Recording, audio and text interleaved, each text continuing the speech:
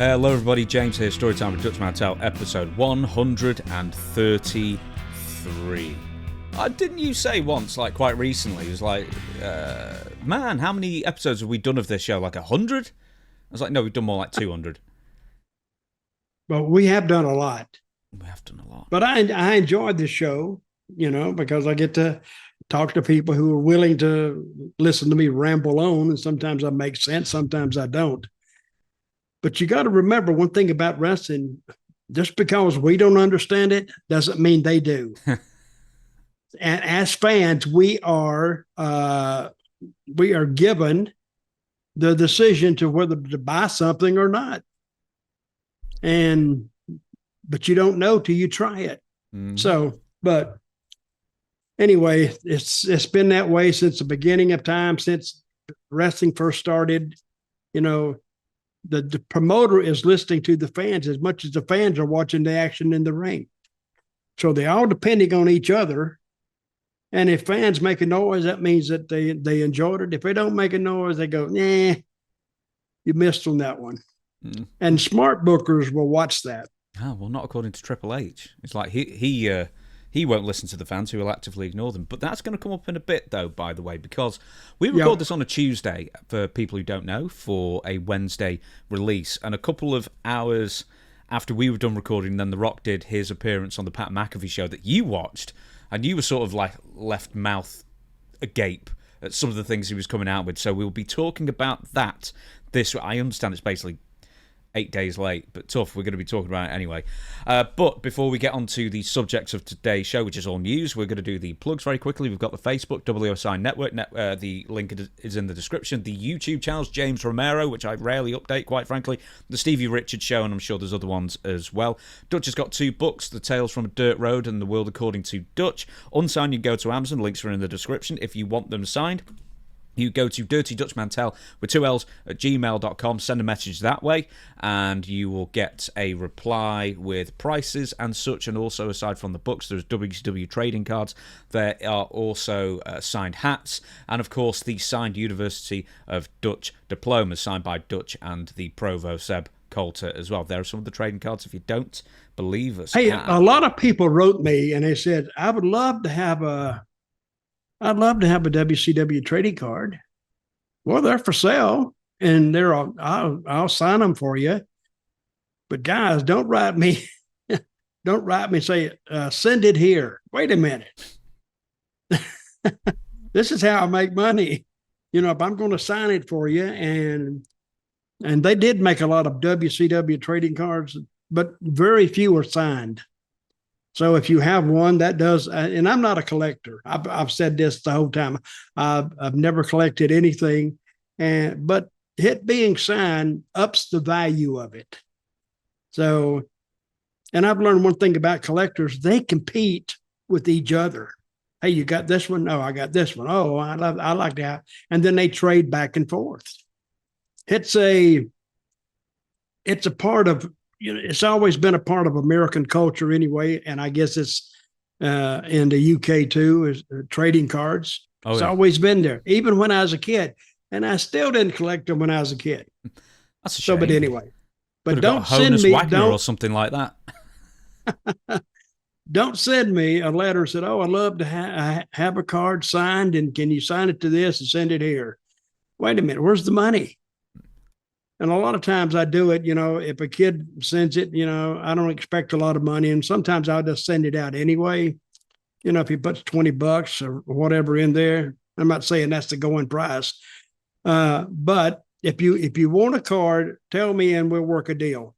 So absolutely. Dirty Dutch Mantell with 2 L's at gmail.com. There's one or more email I have to give you all. It's questionsfordutch@gmail.com. We're once again... That's a good one. We're experiencing an influx of people writing in, asking questions for the Sunday episode, Ask Dutch Anything, out every single Sunday as well. One more thing, Dutch, and I normally don't do this kind of thing, but Mark Mero's got a new book out as of the last few weeks. I think I mentioned it a couple of weeks ago, but I also said to his co-author, Ben, that I'm not doing interviews anymore, but Mark really wants to come on and be interviewed and talk about the book and everything. But I did say I would plug the book on our show because I'm a nice fella and everything. I haven't had a chance to read it yet, but all the reviews say it's absolutely excellent, so I'll be reading that soon. Mark Mero, Bad to Good. I know that's on Amazon as well. How many pages in there? Oh, what? Oh, hang on. Let me have a look. It says over 40. So you're getting a good few stories. No, nearly 400, in fact. Oh, okay. 40 books. They don't have comic books with 40 pages in it. You bought that one hook, line, and sinker then for a second, didn't you? I did. But I looked at how thick it was. It's pretty thick. Well, I didn't even know you'd noticed, Dutch. And I'm working on another book too, so I got about half of it written. Got some good news. SmackDown's go back to 2 hours in June, I think. Thank God. That 3 hours. You know, I watch SmackDown every week, and that's for my other podcast. But 3 hours, that is a chore. Now it has gotten better, but last Friday, to me, they're back to the same stuff. So we'll see, though. Yeah, we're going to be talking about that. That's why if wrestling goes down, it has a down period. All of a sudden, it comes back, and it comes back because somebody they figure out how to do the magic. And you just can't read how to. You cannot buy a book said how to be a booker. You know, some things you just learn and know naturally. And some of your best writers weren't necessarily good in English class. They just knew how to write and hold an audience. And some of the greatest bookers, they just knew how to tell a story. And sometimes it happens by accident. I think the Roman Reigns, they stayed with Roman so long, he finally got over. Because he was hitting on 0 cylinders when he started. And it looked like a failed experiment. And then by hook or crook, and as time evolved, they finally found what made Roman Reigns' locomotive go. And people got behind him, and the rest is history. So we're going to move on to the news, and we always start off with a death. But if there is a death in wrestling, we always start off with that first, because that's the real news. Steve Mongo McMichael died at the age of 60. Wait a minute, what did you say first? We what? I said we always start off with a death. Oh, okay. But then, not Nobody to kick off the show with a... Yeah, exactly. Steve Mongo McMichael has passed away at the age of 67. Former Chicago Bears great, won the 85 Super Bowl later became a not very good pro wrestler in some ways and a really good pro wrestler in other ways as far as charisma and that kind of thing. Did you ever actually meet Steve? Because he was at WrestleMania 11 in Connecticut when... I met him, but I don't know him. I just said, hello, how you doing? And he said the same thing. But I don't know. I think he was just a big wrestling fan. And who was he friends with? Flair? Eventually, he was big friends with Flair. Yeah. Well, how did he start? He started at WrestleMania 11. Basically, he was part of Lawrence Taylor's. Okay, I got it. Yeah, people. I got it. Then a few months later, Eric Bischoff hired him to be WCW Nitro's commentator or co-commentator. How was he there? Not too bad, actually, as far as a commentator. I mean, he's sort of like the Pat McAfee of his day. I think, very enthusiastic. He kept up with the storylines and stuff like that. So, he wasn't too bad, really. Well, he was a fan first. Yeah. And then when he finally got into the ring, he never really caught on to what got a talent over. He had the name from football, but he wasn't playing football. It's a totally different game he was playing, which got me to thinking. I'm thinking, some of these football players, basically, they don't really have it. They don't really have the personality. They can knock the hell out of you. And I'm thinking, wait a minute. Why don't more actors try this anyway? Because they're trained to do that. All they got to do is go to the gym and get looking. They don't even have to be really cut up. They just got to be, the decent looking physical specimens. And I don't know why more actors don't try it. Well, I think it's probably because the major name actors probably make a heck of a lot more money for far less risk. No, I'm not saying successful I see. actors. I'm saying actors who are coming through the theater stage. Well, I don't know. I think there's some decent crossover here, there, and everywhere. But I don't know. I think people who get into wrestling are generally very, very young and have always wanted to do it, so they sort of pursue that avenue instead. You got to get in it young, because by the time you're 30 and you're taking those bumps, man, half your life has been spent making no money, basically. And then you're bouncing around the ring. Yeah, you can do this and you can do that. But till they try you on the big stage, you're untried. You're just let's see what he can do. And most of the guys are not used to that. Now, see, playing football, they're used to that. Just get rid of this blocker, get rid of that blocker, and tackle the guy if you can. But in wrestling, totally different. One more thing to mention about Mongo McMichael was that he had ALS, Lou Gehrig syndrome, I believe it's known as in the States. And what is that actually? It's like cause paralysis. Essentially, yeah, like your muscles fail on you, and then it becomes a struggle moving, walking, swallowing, that kind of thing. So it's an absolutely terrible, terrible disease of which there is no known cure. Wow. He got into the NFL Hall of Fame in 2024, which is something he and his family were campaigning for a long time. People actually were incredibly surprised he lived this long, because they just thought this is the day he's going, and then he lived like another extra 2 or 3 years beyond maybe doctors' wildest expectations, quite frankly. So he was a fight till the end. One thing as well is in WCW, once again, his wrestling was really bad. But aside from the fact he was a big guy, he had a ton of charisma, and his interviews were really good. So, as you were saying before, a lot of athletes lack that charisma. Steve McMichael absolutely did not lack that charisma at all. But he lacked the talent. He lacked the physical talent. I think it's one of those things where it's really hard to transition from top flight NFL. And see, actually, that is kind of reverse, really. A lot of guys are much, much better in the ring than what you would see on the mic, because they feel more comfortable in the ring than just talking in front of people. But with McMichael, it was turned in reverse. Mm-hmm. So, but I never heard anything bad about him. Always heard good things about him. So he was a decent man. So condolences to the family. Now, get on to the more regular wrestling news. I had some stuff written down here, but beforehand, before we started recording, you said you had something to say about Paul Heyman. Okay, this is just an afterthought, really.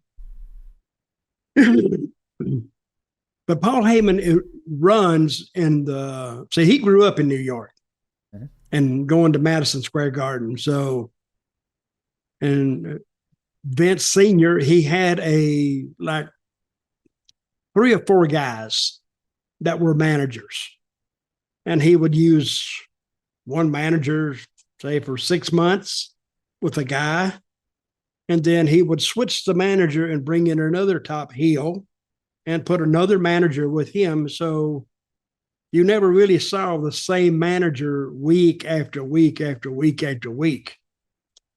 Paul Heyman, however, has been there since the end of World War II. So, and I think right now, unless they watch it very closely, Heyman suffers the fate called a burnout, because if you see him, and I mean, his interviews are good if he has something to talk about. But Paul Heyman is Paul Heyman. He doesn't change from week to week. He didn't change from last year. He won't change next year. So, and if you've seen Paul Heyman for a couple of times, you've seen Paul Heyman. Of course, he relies on the story that his wrestlers are telling. But I think if you use somebody too much, it's like anything else. The fans get burnt out on him. And I don't know how much longer and you can't put Paul in the match at all because he'd probably die of a heart attack on you. And when they put him through that table, what, about 3, 4, 5 months ago, 6 months, when they put him through the table, that shocked people. It shocked me that he would go through a table. And he went through all that turning with Roman and this, that, and the other, and now he's with Seth. And so I'm saying, I don't know what is left for him to do. I mean, on camera.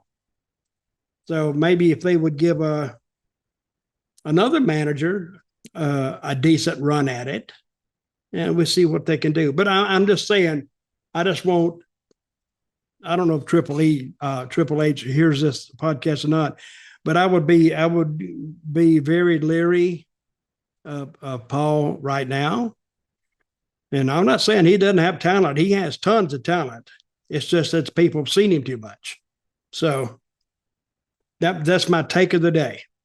You agree with it? I want to ask you something else. Do you think, because you mentioned last week, you didn't really see the pairing of Bron Breakker and Paul Heyman as just making because sense I don't. To you?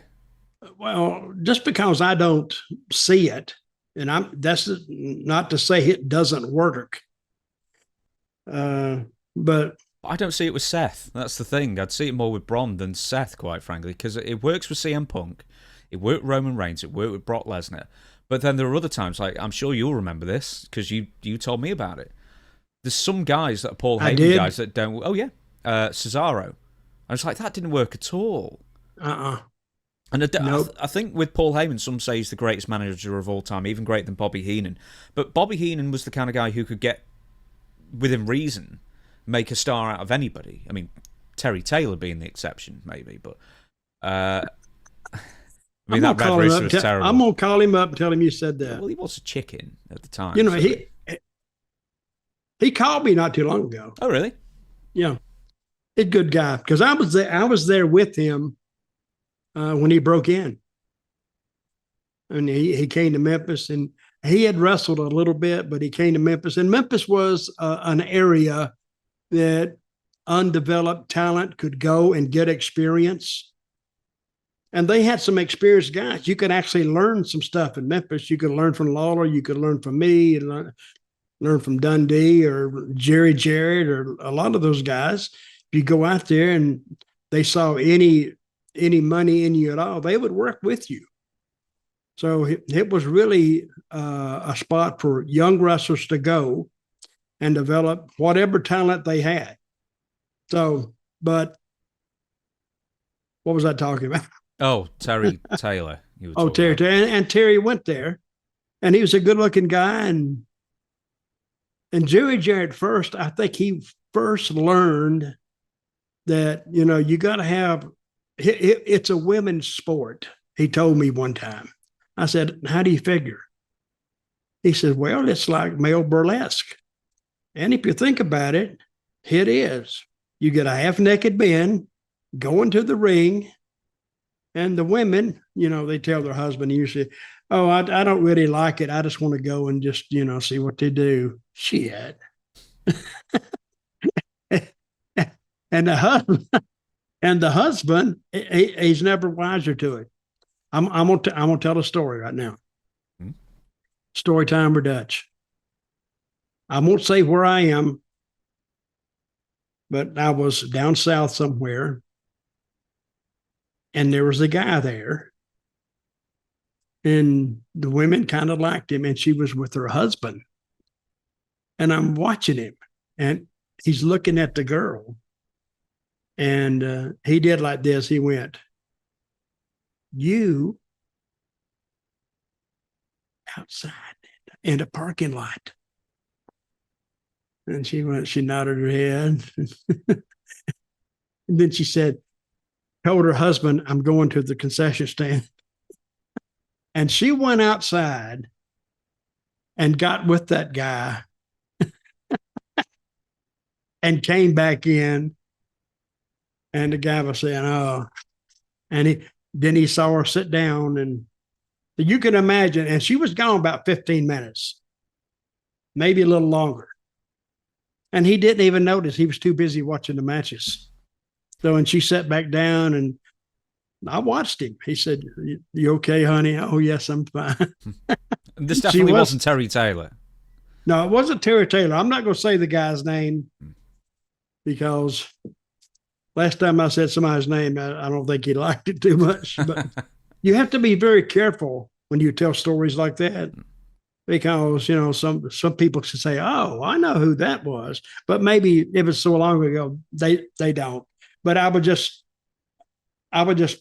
privy to it, I guess, that what they were doing. And the only thing that knew what was going on was the woman and the guy, and guess who? Me. And I enjoyed it. So, well done. We shall move on. The Rock, your favorite. Yep. You watched that interview on the Pat McAfee show? I read it. Oh, you probably got more out of it reading it than listening to it. Right, so we are going to obviously refer to some quotes on the Pat McAfee show.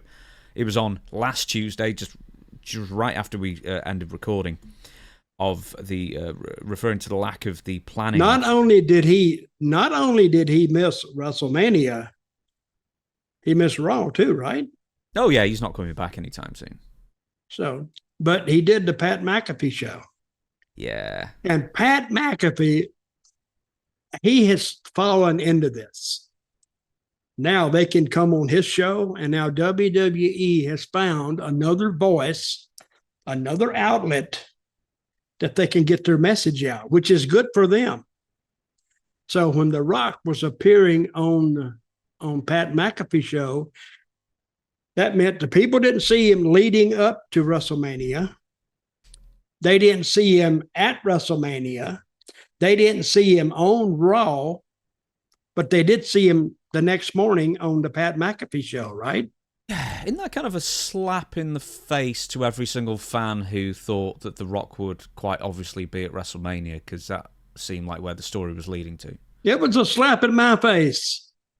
I'm saying, okay, here comes Travis Scott. I don't give a crap about Travis Scott. I don't know who he is. I'm not a rap fan. But I don't even see how that even fits into the whole equation anyway. Here's a guy that just comes off the street, and why was he even there in the first place? Just because he was Travis Scott? I guess so. I hadn't even thought about that, because obviously we know this Travis Scott character was slapped Cody. But did he just show up on Raw? No. Or whenever no. It was? He was at Elimination Chamber, and then he was at WrestleMania. There was no continuation of. That's what I'm saying. Travis But when Scott he came in and slapped Cody, what was his lead up to that? Nothing. He just came down, and that's Travis Scott. Yeah, he was in the crowd for like a Raw, I think, just before Elimination Chamber, where that was it, I think. But yeah, in between Elimination Chamber and WrestleMania, that was it. There was no referring to him, I don't think, and he certainly wasn't on any of the shows. Mm-hmm. So, okay, give me some quotes about The Rock. Well, we'll get. Wait a minute. So I can throw the flag on it. Oh well, there's quite a lot you might be able to throw the flag on. So we're going to talk about Cody Rhodes first, that you mentioned, and also there's some stuff that almost made it seem like there's a power struggle going on in WWE at the moment. But anyway, turning Cody heel in the future. It was a litmus test to find out, in my opinion, how fans will respond if Cody sold his soul to the final boss. Now, this is The Rock referring to all his interactions with Cody leading up to Elimination Chamber, as well as Elimination Chamber itself. Let's get a temperature check on this. Let's establish this. Let's anchor it in. And you come to find out that there are a lot of fans who are saying, sell your soul. This shit is going to be crazy. It's compelling. It's great. Let's do it. Sell your soul. So I was an advocate of that. Not turning Cody heel soon, but eventually down the line. I like the idea of that because Cody's a smart guy, an intelligent guy. He's a ring general. So The Rock is already giving away the fact that Cody's probably going to turn and sell his soul to The Rock in the future, I guess. I don't know. But he continues, you give Cody an idea way down the road, you give him a reason to turn, not based on titles, but it's his soul, and what that means that affects generations. It's transcendent beyond pro wrestling, and fans were loving it. Yes, the fans were loving the bits, apart from the fact that The Rock disappeared afterwards, and then fans were confused. It is an interesting, compelling storyline. I will say that. But what makes it so compelling is the addition and the inclusion of The Rock. He hadn't really had anything like steady in wrestling since 10 years ago, right? At least. No, well, the year before. He's made sporadic appearances. Yeah, well, the year before he wrestled at WrestleMania, and then he did the whole thing with Cody outside the arena where he beat him up and stuff. So it was really a continuation of that story. But until then, yeah, he only did sporadic appearances for well over a decade. Well, to sell your soul to me, they can use that line, but I think it is a little dark for WWE to sell your soul, and it's according to how much thought you want to put into it. Turning Cody heel, I would think long and hard before I would do that. Why? Because you just can't react because the mood hits you. See, Cody means a lot to that company, especially in the sale of merchandise. He's making a ton for TKO. He's making a ton for himself. He may not really want to do it. I mean, if they're speaking for him, and I'm not saying he's The Rock said he's very smart in the wrestling business, but he should be, because he was at the feet of Dusty Rhodes for years and years and years, watching what he was doing, Dusty explaining it to him why it would work. And it did work. Most of Dusty stuff worked. But you didn't.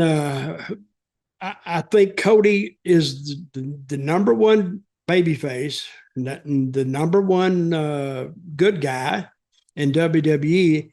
And before you move him over, you better have another one that can move right into that spot. So, and I think they would be well prepared. I don't think they're gonna knee jerk and just all of a sudden just turn him babyface, but heel. Turn him heel. That's what I mean. But I think a match that they can't get by or get away with not happening is The Rock and Cody. Because if the Rock is going to be, Cody's going barefoot, right? And he's the rock in the road. And he keeps stepping on that rock. So get it? The rock in the road. Get just a little bit of wordplay there. But they got to get through that. So we'll see where this goes. And I think it'll be successful, but I'd be very leery of doing anything with Cody right now. And Cody was off TV. They might say that the absence makes the heart grow fonder, and it probably does.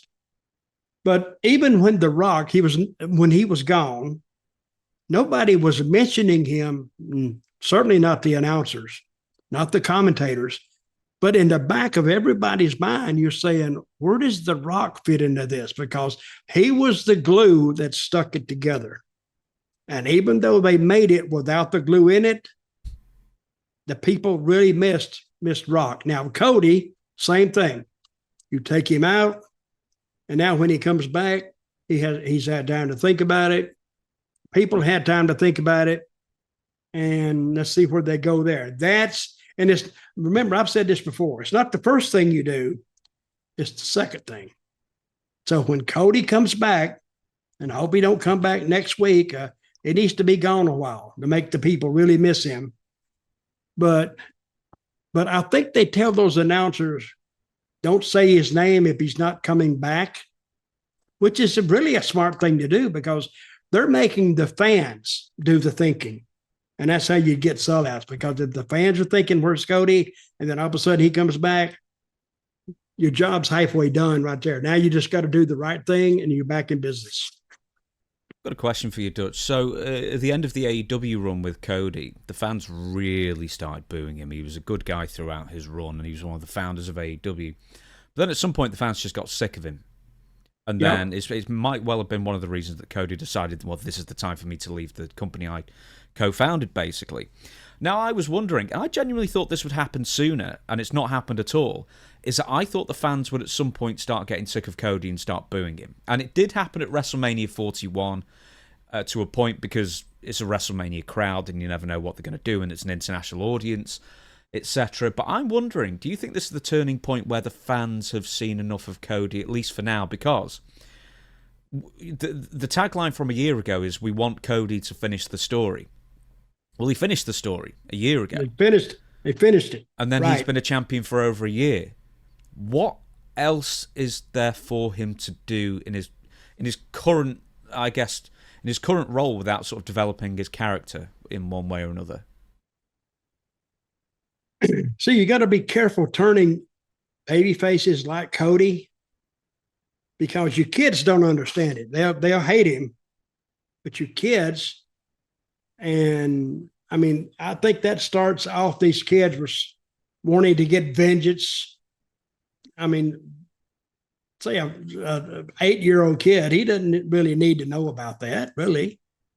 But I don't think they think along those lines. They think about how many tickets they can sell, how much merchandise they can sell, and there's a way to do it.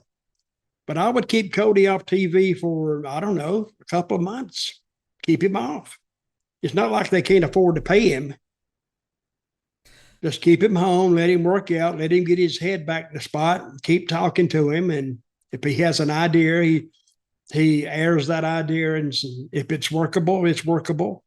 But I think if they come back and end up turning him heel with The Rock, but then again, I said he has to go through the program with The Rock. They have to face at some point. At some, and we'll see how they put this together, and in the order it's put together.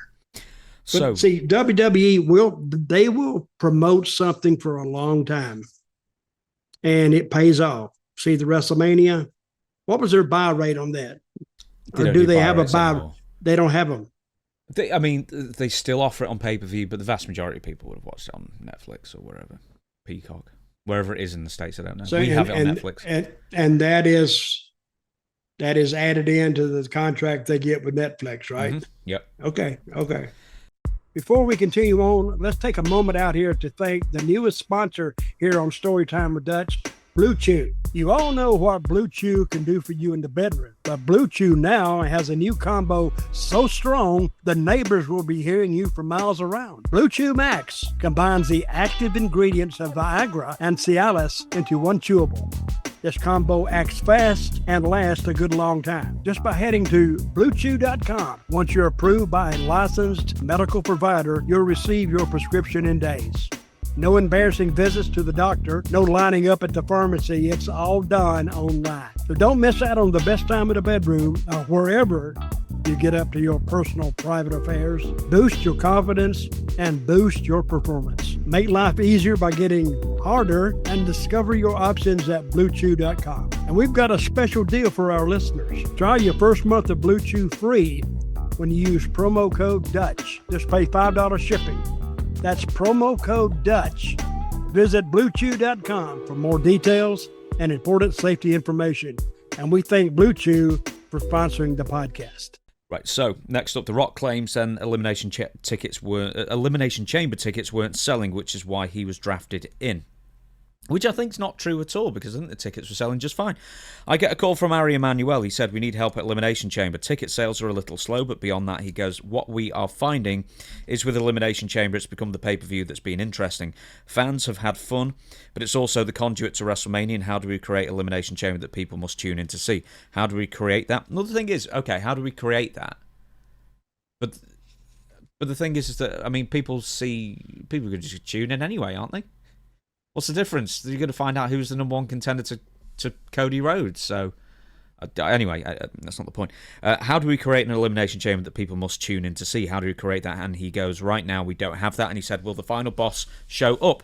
I said, well, let me give it some thought and let me get back to you. So I gave it some thought. I get back to Ari. I go back to Triple H and Nick. We had a call. I said, I have an idea. What's more important to the final boss? The most important thing to the final boss isn't titles. It's not money. It's not fame. It's been there, done that, and grateful for that. Final boss wants your soul. So more final boss soul stuff, but it's turning John Cena heel. As we get closer to Elimination Chamber, we were kicking around the idea of, and Triple H said, "What about this? What about John Cena turning?" So he's already putting it on Triple H.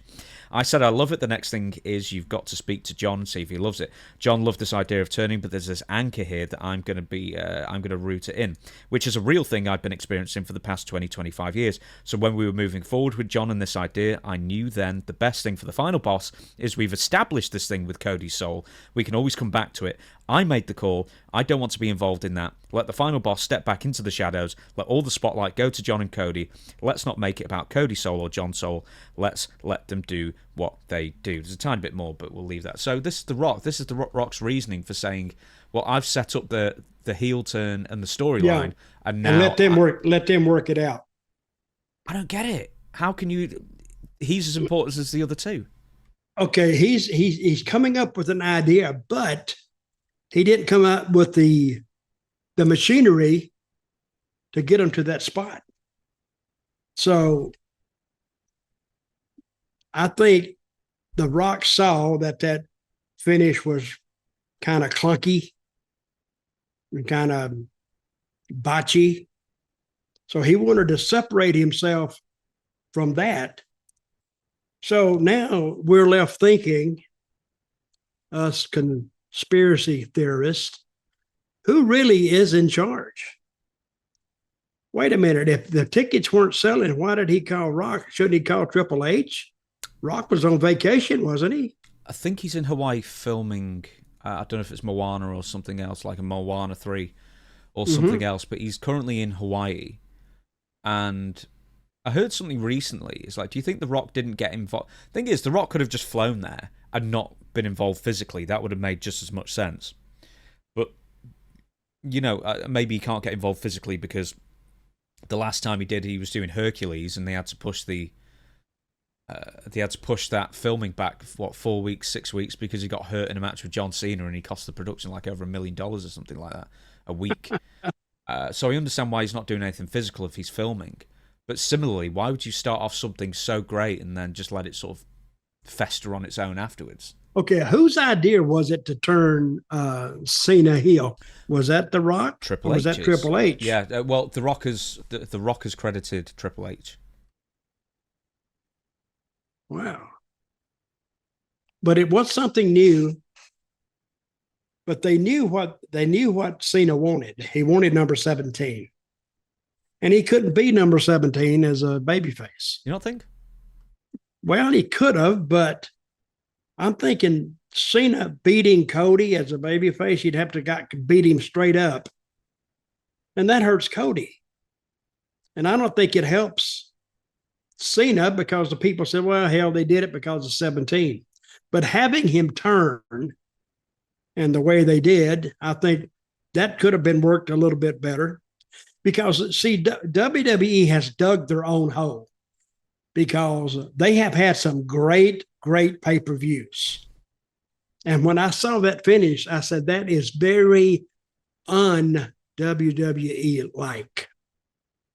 And you saw the people in the crowd just going, I don't get it. You don't want to leave them that way. So where's The Rock? Because they all, everyone that was in that stadium in Las Vegas, I bet every one of them says, well, when The Rock comes, and I've said this before, when The Rock would come, if he showed up, the roof would come off that place. Does it have a roof? Not anymore. Okay. It came off. But, now The Rock is here. Now this match takes on uber importance. Now, if this is more, as important to WWE, it should be important to The Rock. And if he comes down, he would add actually 50% to the value of it. but no, what do we see? We see Travis Scott. He should have went for a walk in the park. It took him like 2 days and a half. Do you know how long it actually took for him to get to the ring? It seemed like forever. 3 whole minutes. And the referee's down. Oh, yeah. He's dead. The referee is down for 3 minutes. That bump was terrible that it took. No, he would have been, the referee could have been up quicker if they'd have shot him. Bam!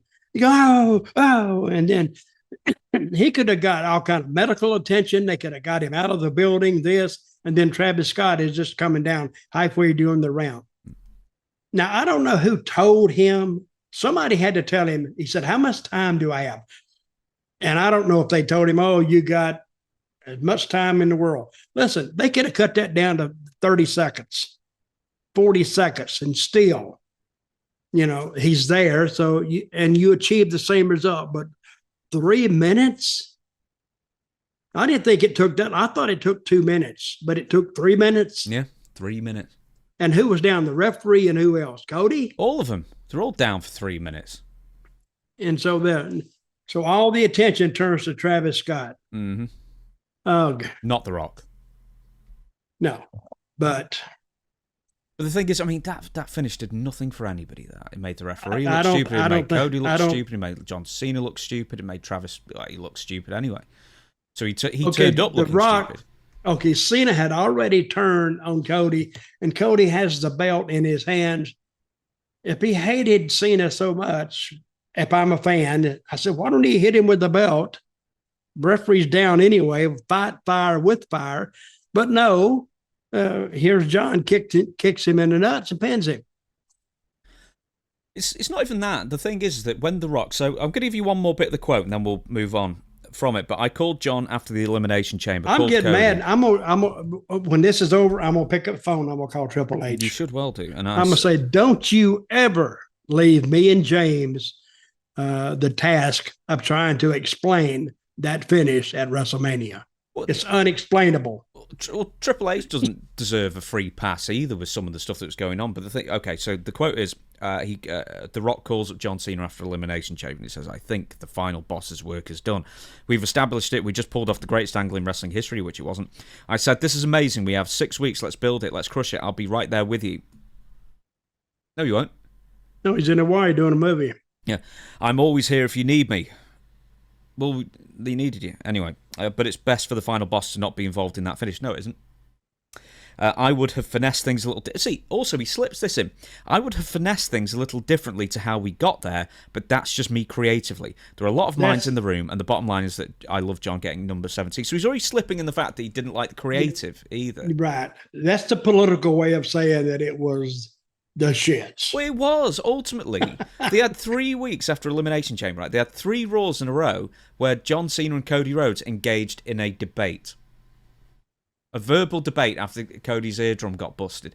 Eventually, a crossroads happened. And then the SmackDown before WrestleMania, there was another debate that eventually ended up with a little bit of physicality, which is fine and everything, but I just like, where's the hatred? Where's the, the visceral, raw anger that should, that drives interest?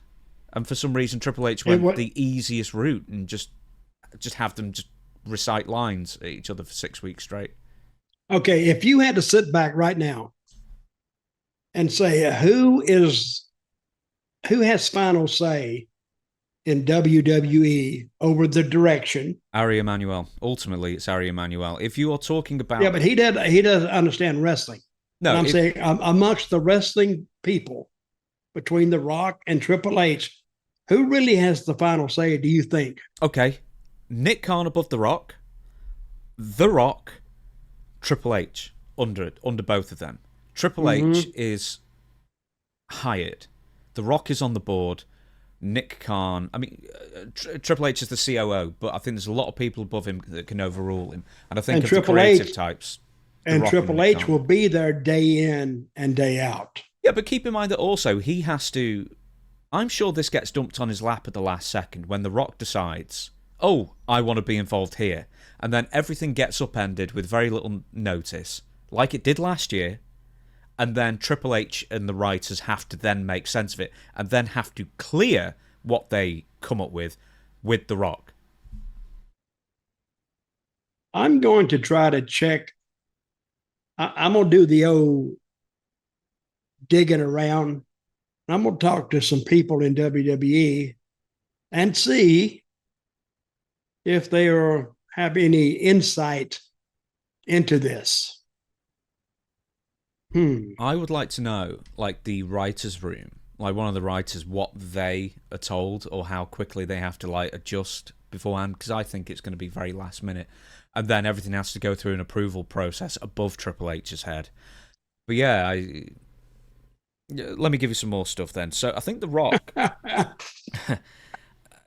last year, they tried to make a documentary, WWE, that no one believed what they came up with, as far as they were saying, oh, well, it was always the plan for Cody Rhodes to win the Royal Rumble, and then for some reason Cody give up WrestleMania, the main event spot, to The Rock to wrestle Roman Reigns. And it's like, no one believed that. And then Triple H also, I don't think I wrote in this one, but maybe I did, he was doing interviews saying he hates the word pivot.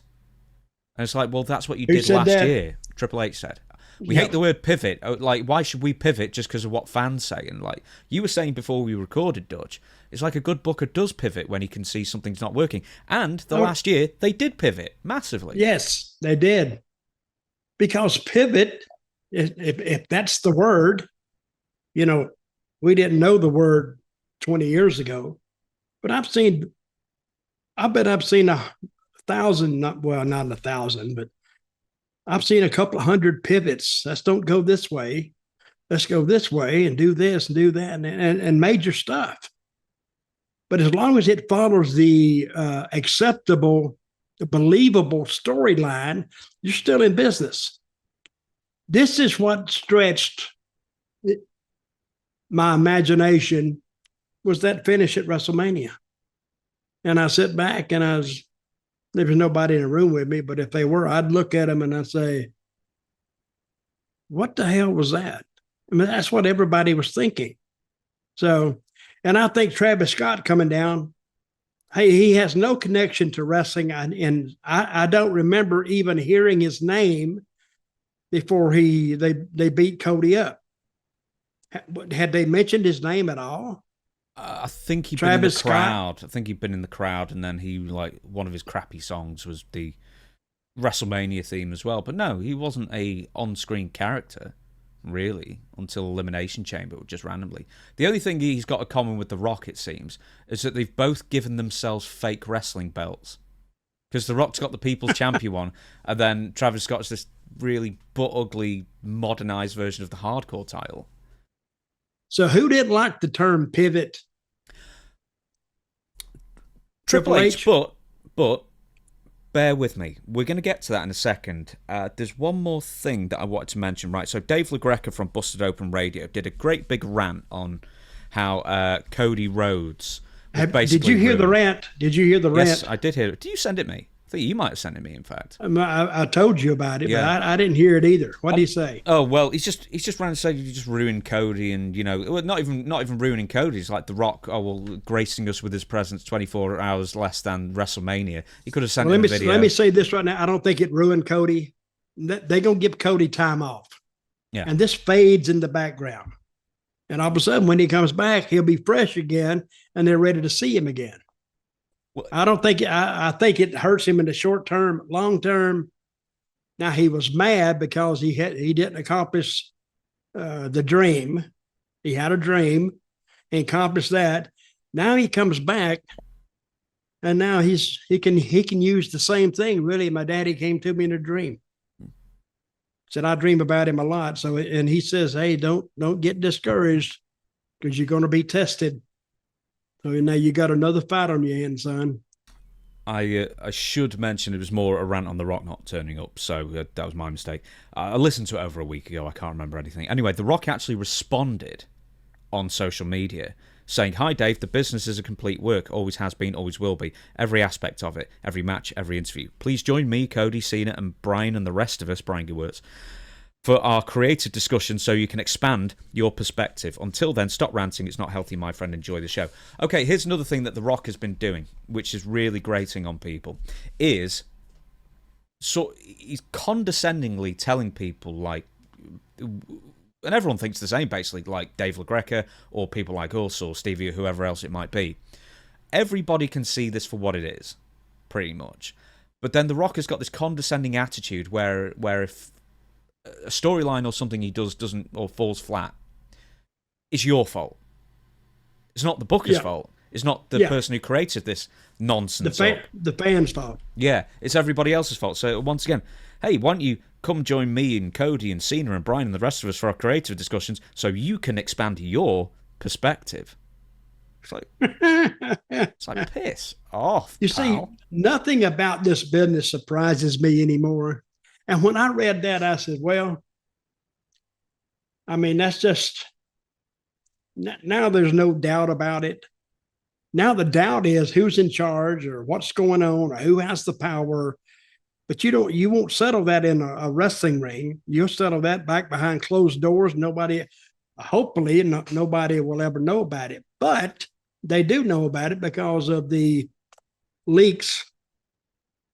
So let's get to Triple H and the marks. On the word, Triple H versus marks, which I'm sure he, once again, condescendingly would call people. On the word pivot being used on the internet. This is the quote from Triple H. One thing that Killer Kowalski said to me in the very beginning is, you effing work them. They don't work you, the fans. You tell them where it goes. They don't tell you where it goes. You listen to them. You adjust accordingly. You try to think where they will go emotionally. But at the end of the day, we work them. This is, to me, where it gets fun.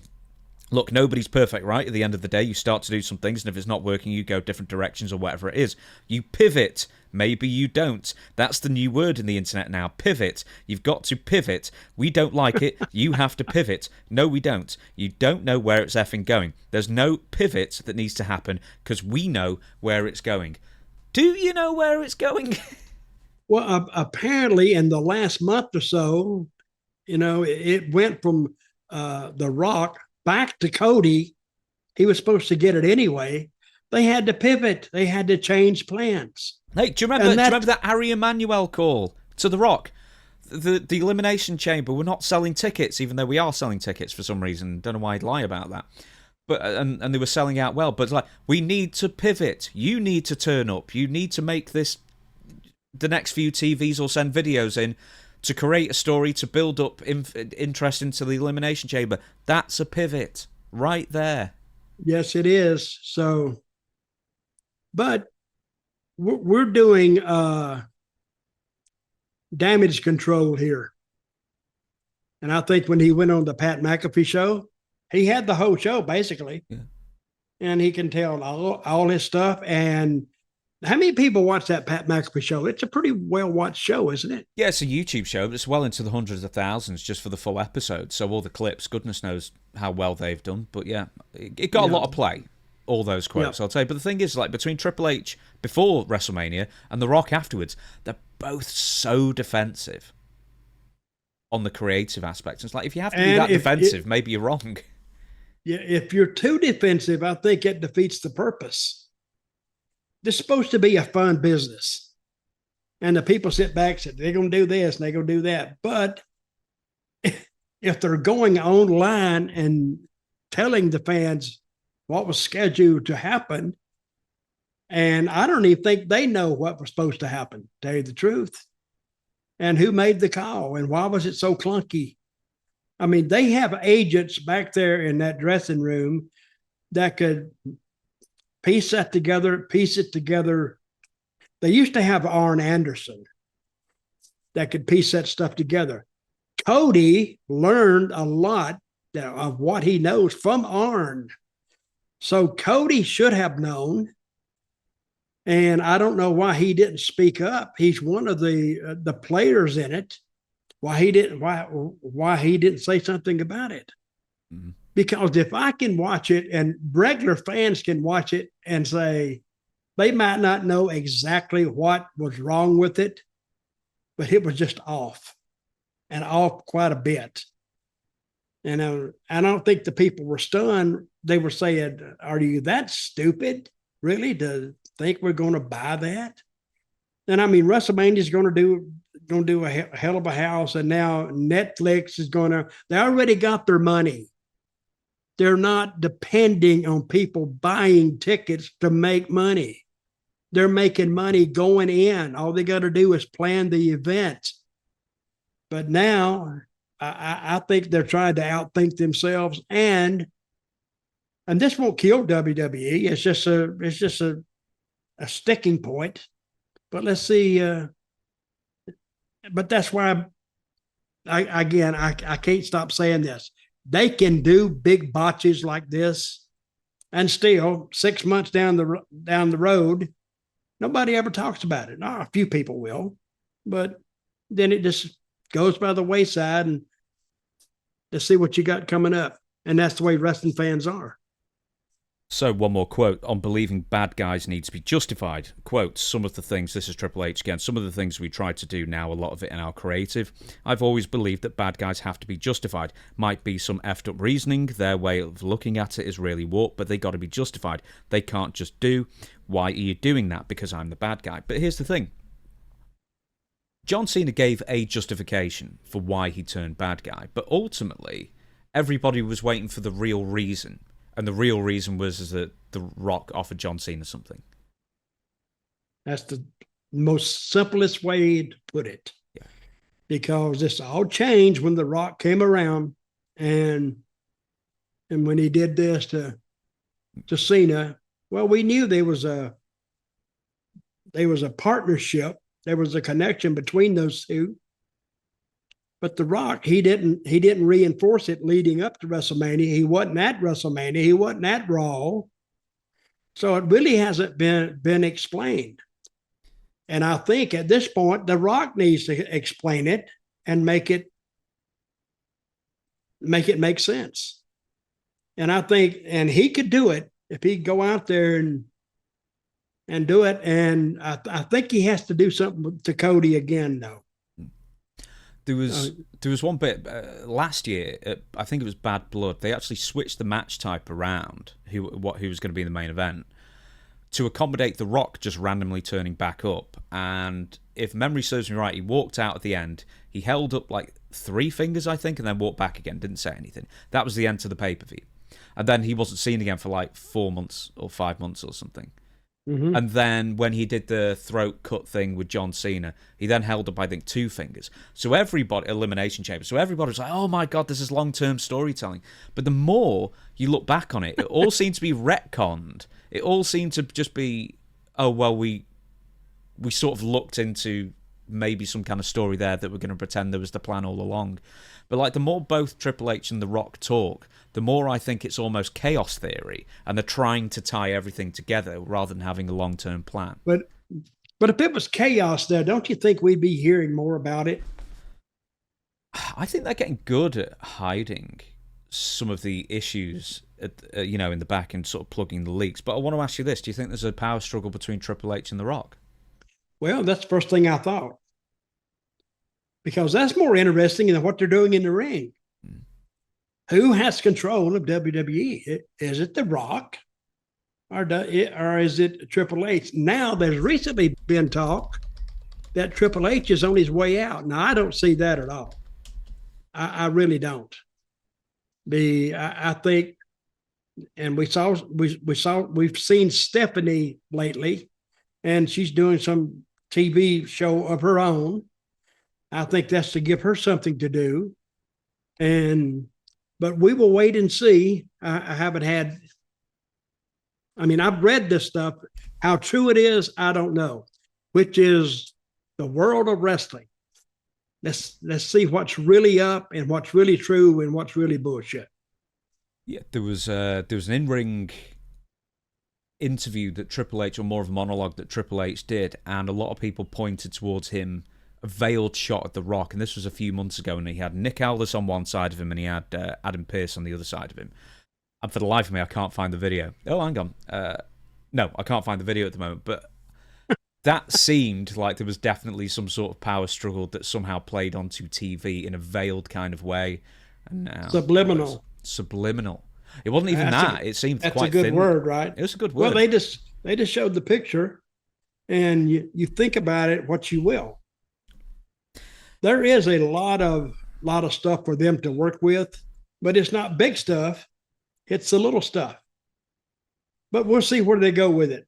Hey, our job is to kind of critique it and say whether we liked it or not. Speculate. That's a good word. Right, we'll move on to the rest of the news now. So, SummerSlam's outrageous prices. If you thought WrestleMania and $30,000 for a front row seat was bad, then SummerSlam. Where is SummerSlam? MetLife Stadium, New Jersey. There you go. So, for just... What month is that? I don't know, August, is it? Oh, it'll be hot as hell there. Yeah, around that time anyway. So, for $40,000 per ticket, here's what you'll get. Front row seating. I like how the 40. Wait a minute. What did you say? 40,000. 40,000. The average wage around about that in America, I guess. Something like that now. Yeah. Let's say age or wage. Anyway, whatever. It's a lot of money. I like how they have to include the word premium for premium front row seating. Like somehow there's going to be some crappy front row seating as well. But anyway, in-ring photo op, SummerSlam, private transportation to the event to a taxi, elite welcome event, whatever that means, private section, all-inclusive pre-show, hospitality with superstar appearances by Kevin Nash and more. I'm pretty sure he charges maybe $60 for a photo at like conventions and something. That'd be a lot cheaper if you're doing it to meet Kevin Nash. Post-show press conference access, desk photo op. So basically photos in front of desks and in rings, and you also get good seats for Raw and SmackDown as well. But yeah. Also SummerSlam is now 2 nights. SummerSlam is 2 nights? Yes. Boy, they're burning that candle on both ends. I know. So what do you think? $40,000? See, tradition means nothing to TKO. You know what I mean? Mm-hmm. We just got used to the 2-night WrestleMania. How can we... There are meetings where they think, how can we ring the consumer for every penny we've got?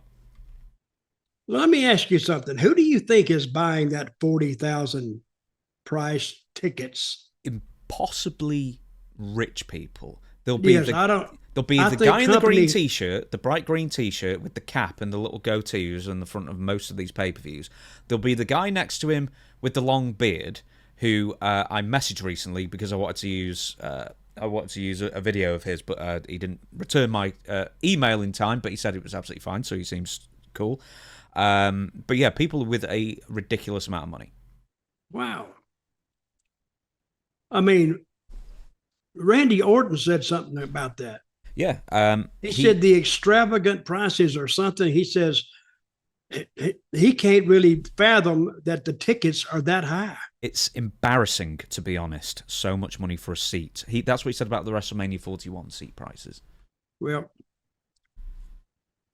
I mean... So, do you know how much front row was back in, like, WrestleMania 25 years ago?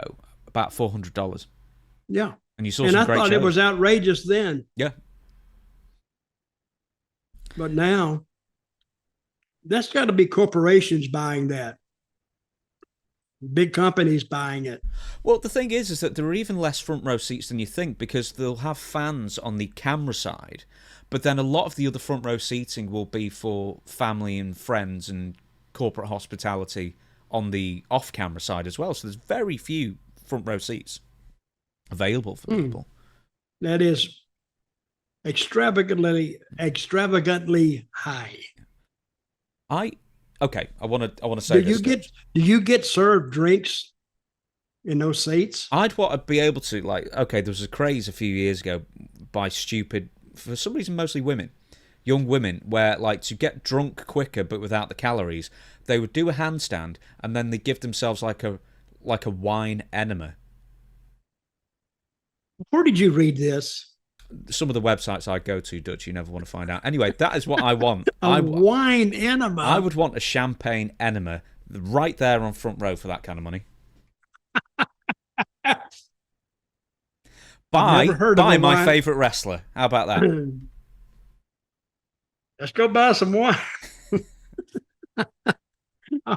I'll try it myself. Yeah. I would want LA Knight to turn up with the hose pipe.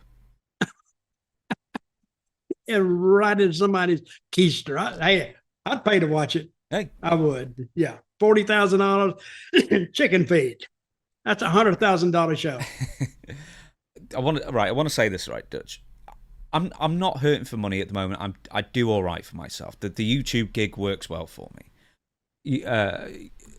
I was belly aching over having really good seats at a house show for WWE in October, right? And I think we spent the equivalent of $140 each for a seat. Yeah. And I thought that was too much. And we got a good show. A lot of stars were there and everything. And I was upset with how much it was. It's like, when is WrestleMania coming back to UK? It never came to the UK. We don't know. There's nothing. Never did? No. It'll go to Saudi Arabia first, I bet. Yeah, well, they'll pay $100 million for WrestleMania. Wow, I'd go too. Yeah. Do a handstand, get them champagne. Listen, I don't know why some very rich entrepreneur hasn't gone to Saudi Arabia and started a local league with the prince's help. It'd be good. I mean, they lord over, numerous, world-class footballers over there with many, many monies. Cristiano Ronaldo and such. So why not? I don't know why they don't do have they done a signing there yet? Yeah, they're bringing Non. Oh, no, I think there was one in Oman recently, which is just south of Saudi Arabia. I think Matt Cardone and Rusev and some other people were brought over there for a good chunk of change. For a signing? No, actual wrestling show. Oh, good. How did it do? Absolutely no idea. I'm sure they made a lot of money, though. Hopefully they did. Right, we're going to move on. Bryan Danielson says, unlikely he will ever wrestle again. Speaking to Alistair McGeorge of the Metro, Danielson stated that although it was only a 5% chance that he would come back, he was also aware that he could be called upon if plans change. The quote is, I'm like 95% chance no, he laughed. But the reality is that, say you have a big main event and something happens where somebody gets hurt and Tony Khan says, hey, Bryan, we need you for this thing. Is there something you could do? And then he says, yeah, there's something I could do. I just have to be careful. But I mean, it's one of those things where there's ways to work around it. Yeah, well, there's something you can do too, Tony. Get that checkbook out. Mm-hmm. Put a bunch of zeros on there and I'll do it. So I'm sure you know that Bryan, I'm forever going to call him Daniel Bryan. Bryan Danielson, history of neck injuries. He had to retire from WWE for a number of years before they let him back in, and now with AEW, his neck's got even worse. He doesn't want to have the surgery because that's a very, very long recovery time. But 95% no. Why can wrestlers never ever say 100% I'm done and mean it? Just can't. Because when you try to get out, kid, they keep yanking you back in. What movie was that from? I can't remember. When you think it's a mafia guy. When you think you're out there, yank you back in. But why is it though? Why can't you just be, you know what, I'm satisfied, I've had a great career, I'm done? Why do you have to do it until the wheels fall off? Because if somebody dangles money in front of you, yeah, I'll go. I don't have to kill myself, but I'll show up. And it's part ego, it's part pride, it's part I can still part macho. I can do it. And you can do it till the first bump tells you, I didn't think about this deep enough. So, would you practice beforehand? Let's say, I mean, not now, obviously, but let's say, in your early 60s or something, when you were still occasionally wrestling, and let's say you hadn't wrestled for a while, you didn't know if you could do it. Would you practice first, or would you just go to the show and just hope your body holds up? Yeah, I never believed in practice too much. I practiced enough. No, I mean, take some warm-up bumps and see how your body reacts, or do you just hope for the best and take the money? No, I knew when I got that age, hey, this is done. This is, if you can't really look the part and do the part, you don't have any business being in there. My business is done at the signing table. And hey, talking to fans, I love talking to fans anyway, because they have some great memories. And I can tell some of my bullshit stories and they can tell me some of theirs. And I look forward to going to signings, which I'm going to try to do some signings here later in the year. But fans to me are more interesting than the guys I work with, because I know all about them. Fans come up and they tell me completely new stuff.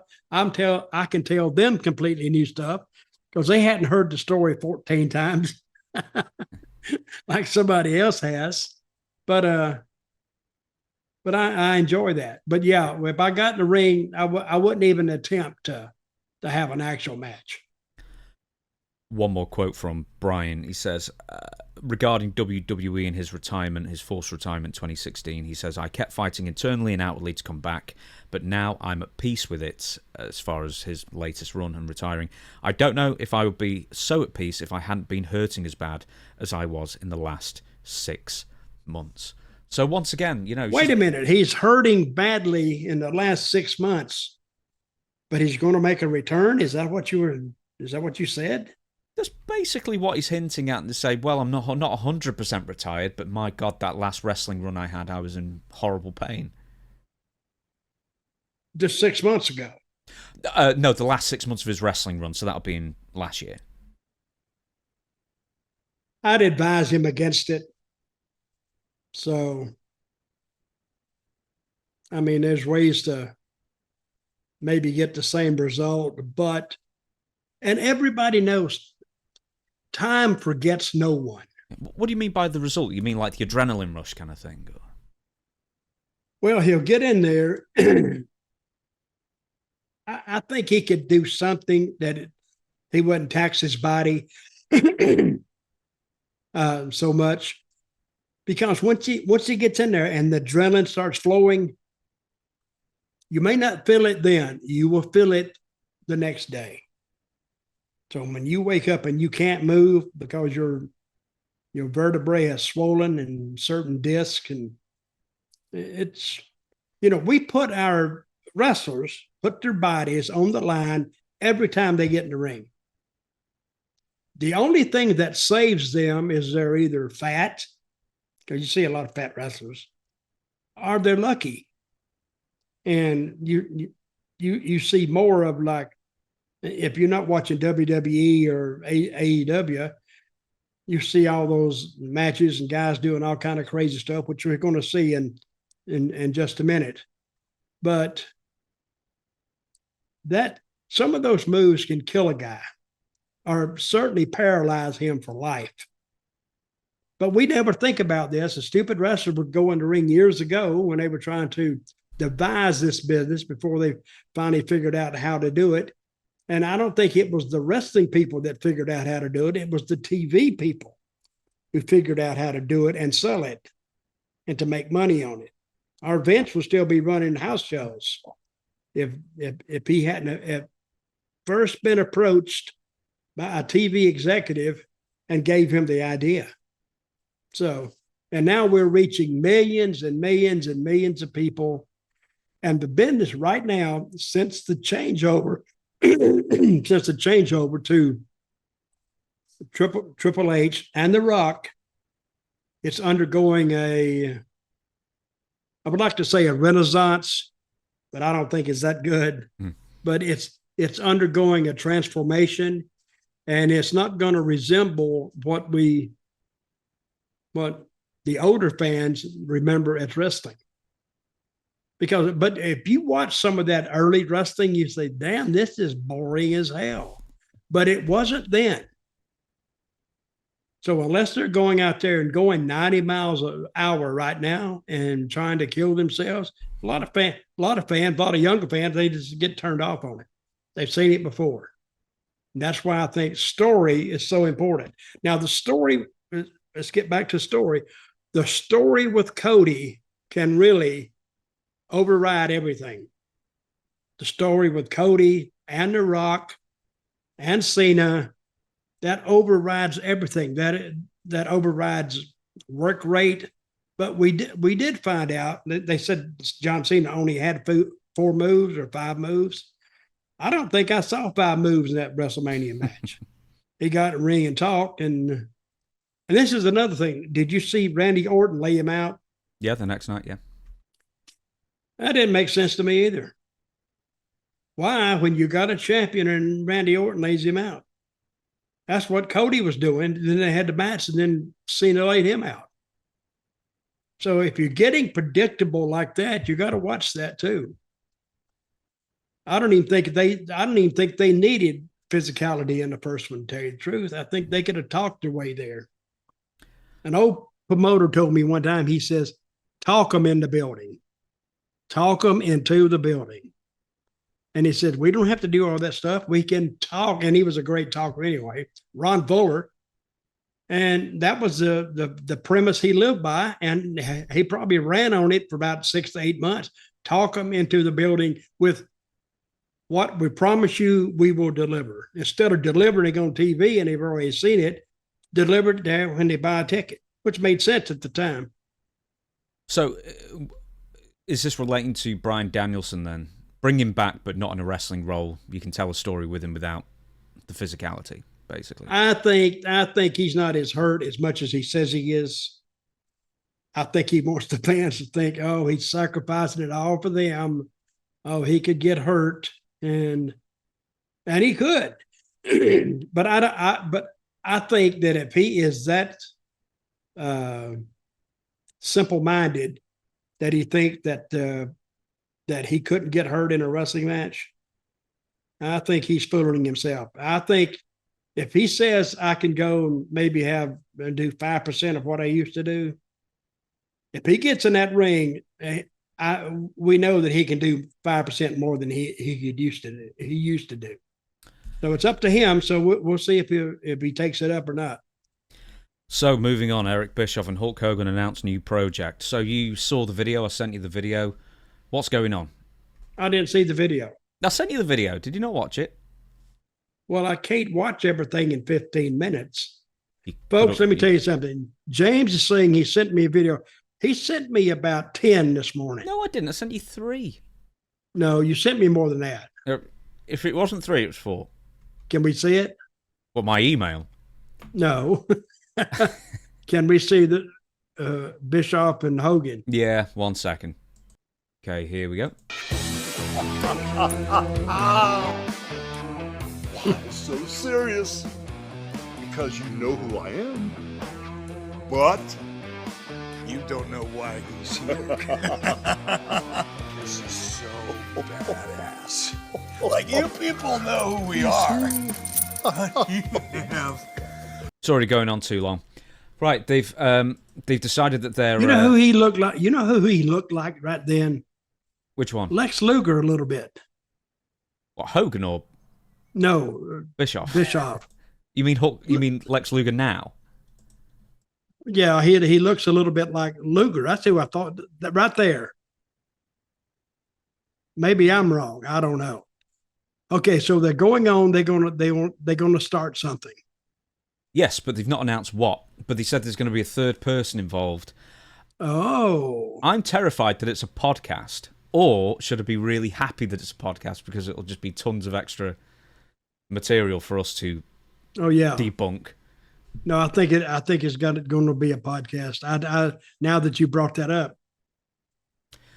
What do you think Hulk Hogan would say in a podcast? Have you heard interviews with him? Brother, let me talk to the Python. Brother.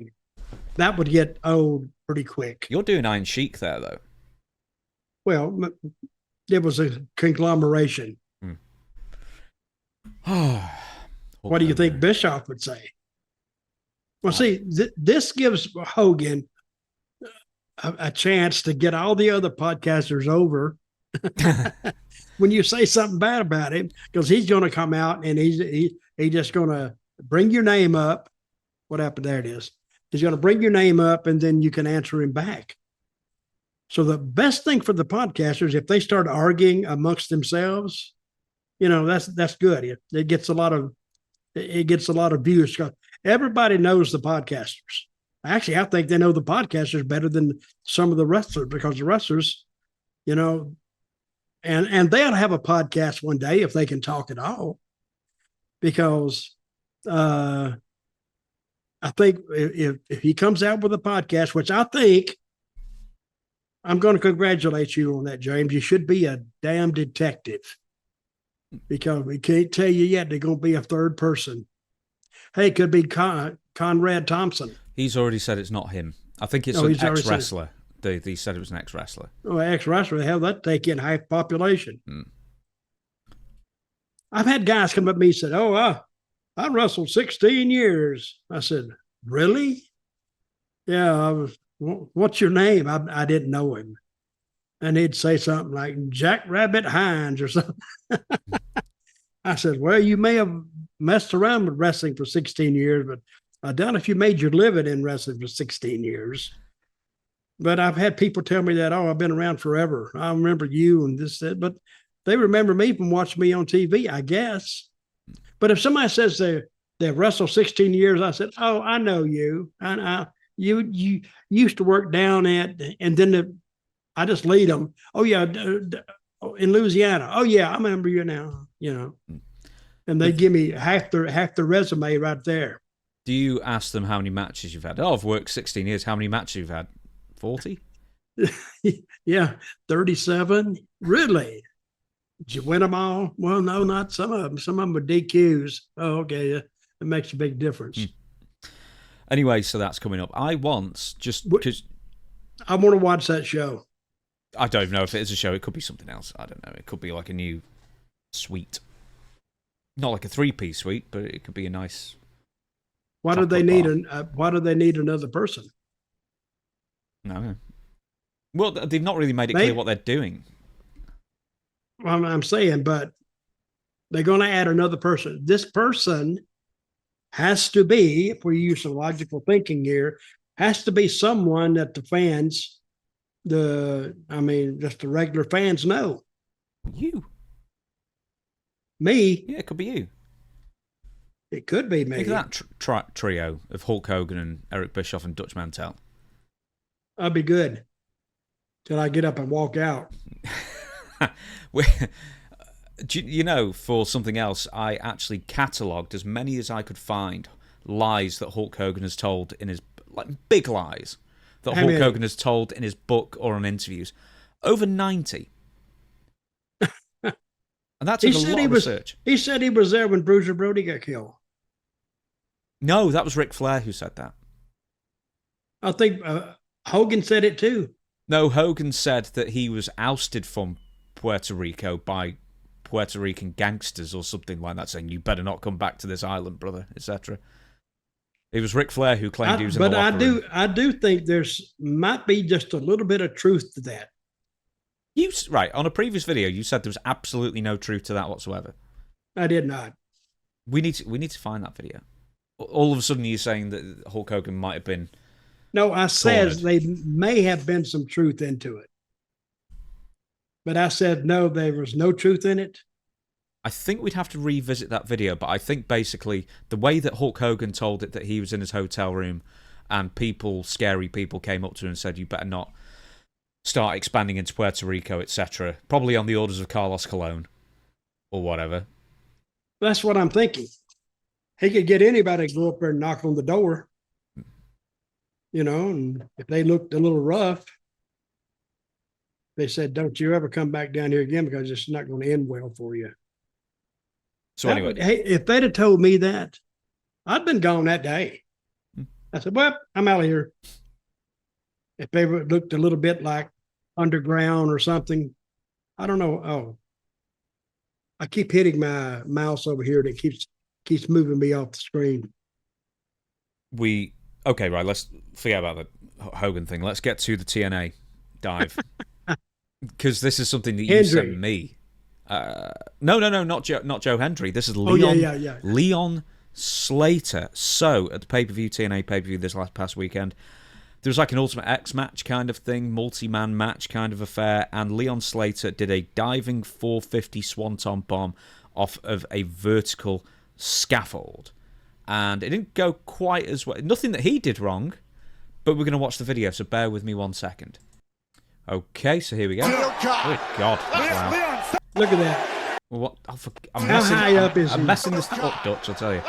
He's 20 feet up. Oh, yeah, he's got to be 20 feet up. He's 3 people high at least. He's got to be 18 feet. So this is Leon Slater, and how many people are on the floor there? 5? I know Matt Cardona's there. We'll get to him in a second. Yep. Here we go. I think 4 or 5. And the people stand up. There he goes. Ooh. Man. Brother. I'm going to tell this Leon Slater, whatever his name is, the next time you have a genius idea, like diving onto a bunch of wrestlers and expecting them to catch you, watch. They didn't even touch him. Oh, did you see that? I can't remember that. Is that Moose? I can't tell.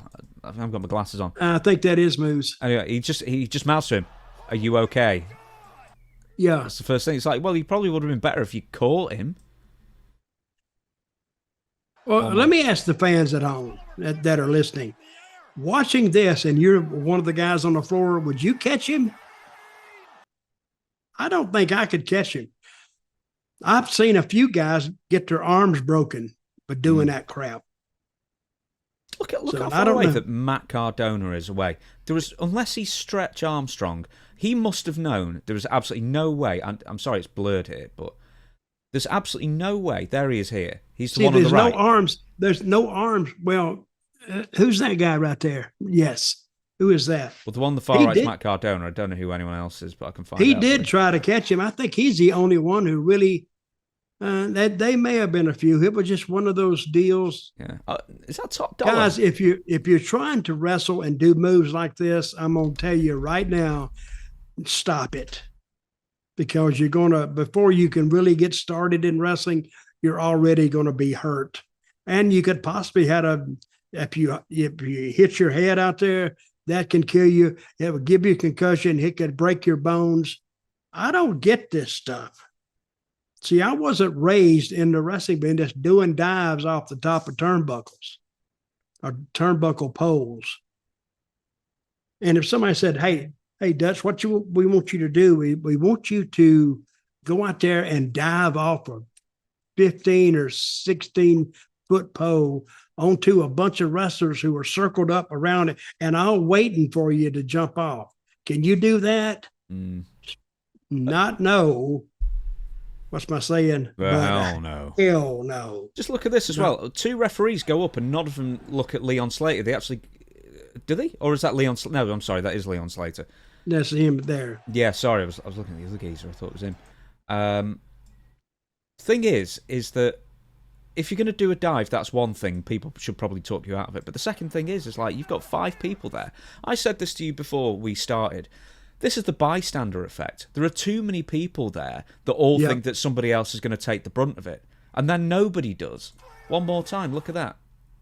There is a huge gap right there. And I can say, without a doubt in my mind, that move was not practiced before that show. I've never seen that move practiced by anybody. And the Hardys, it's a wonder the Hardys haven't been more hurt than they have. That's Hell in a Cell height, like when Mankind was thrown off the Hell in a Cell. That's Hell in a Cell height. That's 16 feet plus. That he's just landed on the floor. Let me just give you what Ricky Morton said on Twitter. He reposted this video, and he says, "I'm disappointed. Leon gave you," he's talking about the other 5 wrestlers, "his trust and body on the line for an amazing moment, and all of you dropped him. Thank God he walked away. In our business, trust is everything, and his trust may never be the same." No kidding. Well, I could have told him that. I think most people could tell him that. Do you trust these guys to actually catch you and stop you? And he was going down. He did the he did the flip in the air, so he's going down. And what hit first? His head? All of it. Everything hit first. Did he do a complete rotation? Yeah, he did a 450, yeah. Wow, so his head was going down there 1st. Mm-hmm. Oh, and that was leading. Hey, and what's his name? Leon what? Leon Slater. Oh, I'm going to say Leon Spinks. Hey, Leon Spinks, whatever you do, again, take that out of your repertoire, because what if they wanted me to jump off? I said, only if you have a bed and or a trampoline underneath that. So that's the only way I can do it. But I see why guys do this. They want to do something that's out of the ordinary. But everyone does it. That won't be remembered in 2 weeks. Everyone does that now. Yep, but it was probably, he did it for a house pop. Because I'm sure those people, they haven't seen it live. But see, when you start doing those death-defying feats, guess what the fans want every time you go out there? Mm-hmm. They want another one. You only got so many. And he is very, very lucky that he didn't get seriously injured. Next up, Naomi retiring soon. So Naomi, while talking to Nikki and Brie Bella recently, said that she always wanted to have children young, but now all of a sudden she's found herself, she's 37 and she still doesn't have kids. She intimated that she won't be in the wrestling business much longer because her biological clock is ticking. What's purely as a booker, because I mean, I'm sure obviously you can appreciate that, you know, women have got a finite amount of time to have kids, and you know, you probably want to have them at an age when you've still got some energy. And she's pretty much the same age as me, and I understand that very well at this point. But is it difficult as a booker sometimes booking women, because you know things happen, they can become pregnant and then they have to disappear for a year and a half, that kind of thing? Or, you know, eventually, you know, women have got a much shorter shelf life in the business because they want to start families, and more often than not, they're going to be the primary caregiver. On a WWE schedule, yes. Because they're on the road. They're not on the road now as much as they used to be. But back, say, 10 years ago, you was on the road 5-6 days a week. And that was very difficult on women, because I've heard about periods and all this all my life. But they had to go out there and work through that, whether they had a period or not. So, and that may explain why a lot of them was in bad moods, snippy, but if you just hanging around you. There was what now? It's probably just hanging around you why they were snippy. Well, I made them feel better. That's what it is. I had that father aura about me, so they hung around me.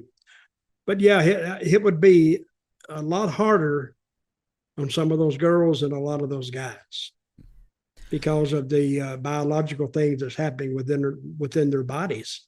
So, and if they had a period, I'm thinking, I've been around these girls, they have to go every day. I mean, but they didn't have near the girls there when I was there in WWE than they have now. So, but when you get in the ring, a girl gets in the ring, she can't tell everybody, hey, I'm on my period, so I may not be performing as well today, because that's something the fans don't need to know and don't want to know. They just want to see you as they saw you at TV. And what makes wrestling different than, say, a girl singer, they don't have to bounce their bodies all around the stage. But these wrestlers, they do. So I feel for them. And if Naomi wants to go have a child, yes, she needs to have a child fairly soon, because when you're nearing 40, your childbearing years are almost behind you. I'm not saying a lot of people do that, but health-wise, it's not good for the woman or the baby. And I'm just talking about just some superficial stuff that I've read about women having kids. You know, over 35, a mother over the age of 35, first-time mother, is known as a geriatric mother, still in this day and age. Really? Yeah. Well, it's because the body changes. And I think a woman's childbearing years would be from good years, would be from early 20s to mid 30s. And that's about it. See, when you hear of a woman say, oh, she's having her first child, she's 45, you go, what? That's really advanced years to have a child. And that increases the chances of the child being or the child having problems, or the mother having problems. There was also one more video that I want to show you of Naomi. She was, well, you probably already saw it. It was on SmackDown on Friday night, and a lot of people were watching and just going, "Oh my, that's some of the worst punches I've ever seen in my entire life." I saw it. Yep. Did you see it today as well? When she got her down. What was that? It was. I don't know. It was. Well, who was she? Who was she on top of? Jade. Was it Tiff? Yeah, it would have been Jade. Yeah. Yeah, and all Jade was doing was this, and and she wouldn't even. She was beating her wrist up. Is what she was doing. Anyway, we're going to continue on the theme of the ladies, and this is maybe your favorite woman in WWE currently, Chelsea Green. She is going to be announcing a farewell address. It's all wink, wink, nudge, nudge, of course, on WWE SmackDown. So Chelsea Green lost the WWE Women's United States Championship on SmackDown to Zelina Vega this past Friday. You watched it. You vented towards me, actually, a couple of days ago in a message. You weren't best pleased with the outcome. Well, no, but at least this makes sense. The week before she had a count out that wasn't scheduled. So they brought the match back. And this time, instead of Chelsea beating Vega, what's her name? Zelina Vega? Zelina Vega.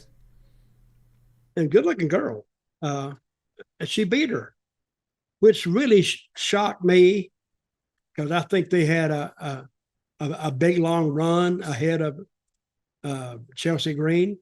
And I love that girl.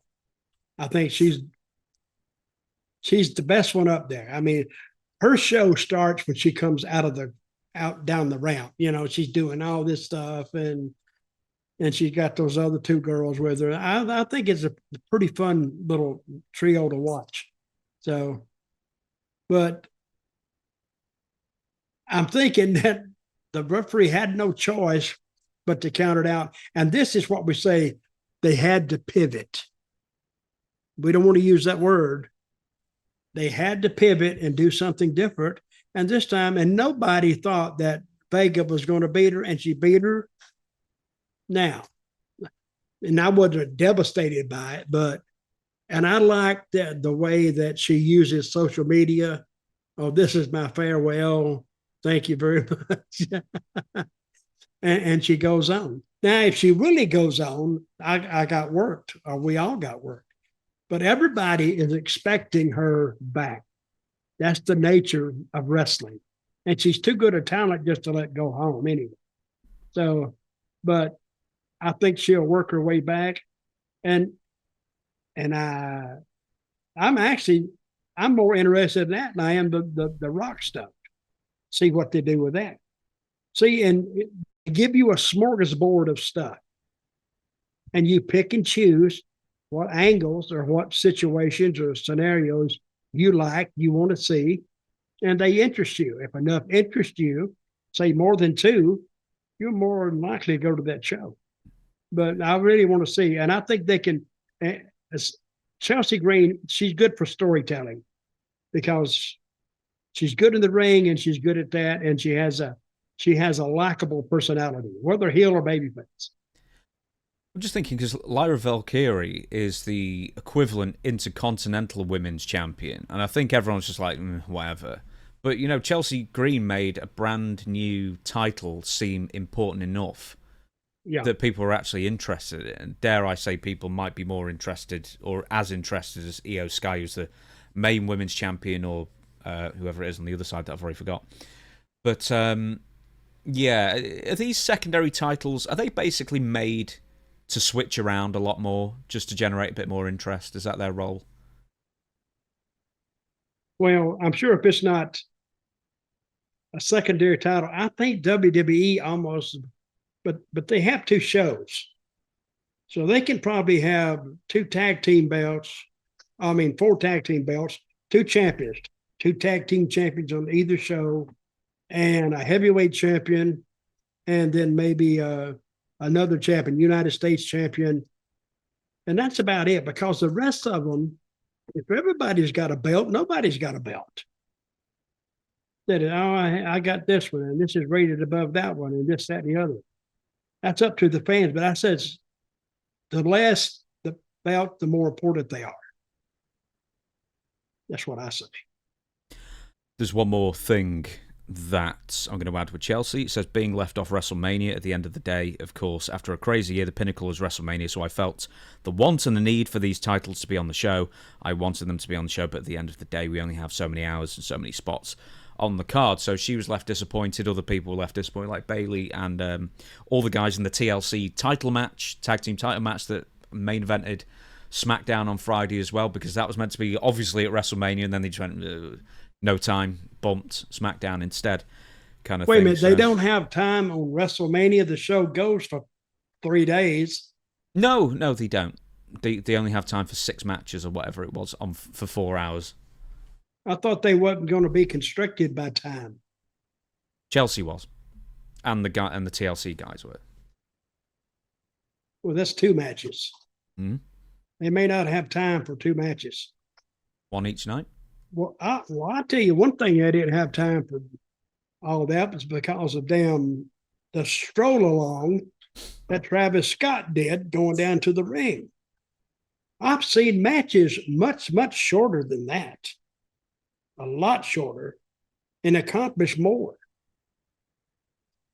Who had Randy Orton beat that guy from TNA. What's his name? Oh, Joe Hendry. That was 3 minutes.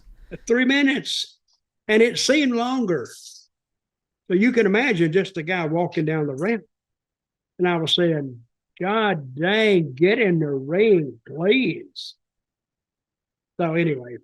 Hey, if I was Triple H, I would have found the agent that told him to take his time, unless The Rock told him, take your time.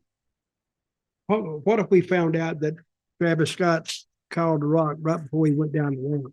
How long should it take? Take as long as you need, buddy. When you feel it, do it. Okay, Rock.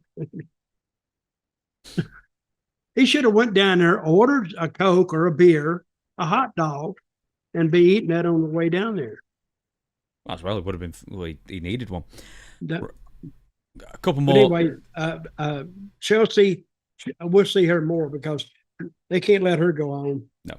A couple more, then we're going to shut down the show. Tony Khan defends the spike spot, so you'll, I'm sure, remember Jon Moxley and Adam Copeland, Edge. Yep. Jon Moxley got a spike board of nails buried in his back. It took over a minute to get out after he was suplexed by Adam Copeland, formerly known as Edge. But Tony Khan has now weighed in with this. Here's the quote. When Mox had the spike bat in his back, that was a great wrestling moment. It was memorable. It was memorable. It helped drive box office for us. Did it? I guess. That's what he said. Well, that's what he said. I'm not sure it did. It was the highest rated episode of the year. It went viral. It went viral. It's one of the most watched videos of the year. It's probably the most watched video of the year in AEW. It's a fantastic moment. It made new fans and created interest. Did it make new fans, Dutch? I don't think so. How many people want to see spikes in a guy's back? It's a car wreck. That's what it is. Well, people like a car wreck, but I mean... They do, but till they get there and they see somebody's head missing, then they said, I don't know if I want to see that car wreck or not. It might put people off. No kidding. More than create but fans, see, they grew up on PG-13 or under. You know, you couldn't do this, you couldn't do that.